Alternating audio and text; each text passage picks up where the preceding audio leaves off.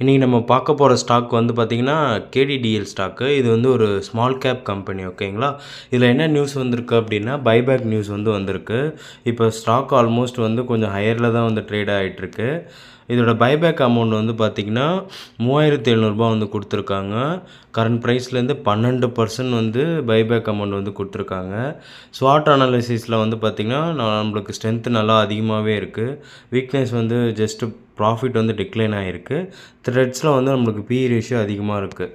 அதுக்கப்புறம் இவங்க வந்து நல்ல டிவிடெண்ட் தரக்கூடிய கம்பெனி தான் இவங்க. ஸோ அதில் எந்த பிரச்சனையுமே இல்லை.